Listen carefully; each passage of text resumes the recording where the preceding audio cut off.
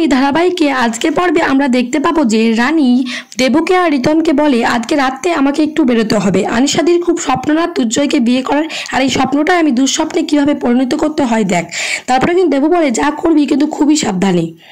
তখন কিন্তু রানী চলে যায় সেখান থেকে হয় পিকলুর কাছে যাবার জন্য। তারপরে রানী পিকলুকে ফোন করে আর ফোন করে বলে খুবই সাবধানে কাজটা করবে, কিন্তু ভিডিও ক্যামেরাটা তোমার জামাতে ভালোভাবে সেট করে নাও। পিকলু কিন্তু কথা মতো ওই ক্যামেরাটা ভালোভাবে সেট করে নেয়। তারপরে কিন্তু যখন রানী রেডি হতে যাবে তখনই কিন্তু যেন কি ঠকঠক করতে থাকে। তারপরে কিন্তু রানী ভীষণভাবে ভয় পেয়ে যায় আর বলে এই সময় আবার কি এলো, আমি তো রেডি হয়ে গেছি। তারপরে কিন্তু রানী আবার পোশাকটা তাড়াতাড়ি বদলে সেই শম্পার বেশ নিয়ে নেয়, আর শম্পার বেশ নেওয়ার পরেই কিন্তু দরজাটা খোলে গা। আর দরজাটা খুলেই দেখে যে দুর্জয় আর দুর্জয়ের মা মানে শুক্লা এসেছে। কিন্তু শম্পা বলে যে কি ব্যাপার আপনারা এত রাত্রে এখানে। তখন দুর্জয় বলে তোমার সাথে একটু আমাদের কথা ছিল। তখন রানী বলে কি কথা বলুন। তখন দুর্জয় বলে যে আপনাকে আরও একটু কিছু বাড়তি টাকা দেব, আপনি যদি মেজবৌদির সঙ্গে একটু হাতে হাত লাগিয়ে বাড়ির কিছু কাজ করে দেন, আর যদি আমার মেয়েটাকে সকালে স্কুল যাওয়ার জন্য একটু দেখাশোনা করেন তাহলে কিন্তু খুবই ভালো হয়, আমি সেজন্য আপনাকে বাড়তি টাকা দেবো। তখন রানী বলে এটা কোনো ব্যাপার নাকি, আমি ঠিক করে দেবো, আপনি শুধু একটু এখন যান, আমি একটু ঘুমাবো। তারপরে কিন্তু সেখান থেকে শুক্লা আর দুর্জয় চলে যায়, আর রানী আবার সেরকম কালো পোশাক পরে রেডি হয়ে যায়।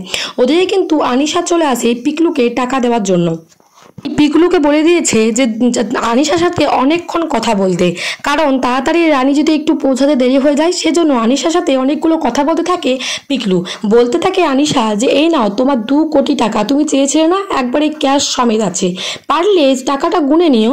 তখন পিকলু হাসতে থাকে আর বলে ঠিক আছে কোনো ব্যাপার নেই। তারপরে আনিশা বলে তুমি যে সত্যিটা কাউকে বলবে না, টাকাটা দিয়ে চুপ করে থাকবে, এটার কি প্রমাণ আছে, সেজন্য আমি তোমাকে কিন্তু কোনো রিস্ক নেব না। তখন পিকলু বলে আমি জানতাম আমাকে মারবার জন্য নিশ্চয়ই কোনো গুন্ডা নিয়ে এসছেন, কিন্তু সমস্ত গুন্ডাগুলো আড়ালে তখন লুকিয়ে থাকে আর সবাই মিলে সামনে চলে আসে, আর পিকলুর মাথায় বন্দুক ধরে অলোক সেন আরও কয়েকটি গুন্ডা।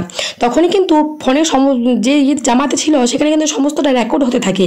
তারপর কিন্তু আনিশা বলে ওকে এমনভাবে মারো যাতে ও চিহ্ন কোথাও না খুঁজে পাওয়া যায়, ওকে একবার শেষ করে দাও আর ক্যাশটা নিয়ে চলে আসো।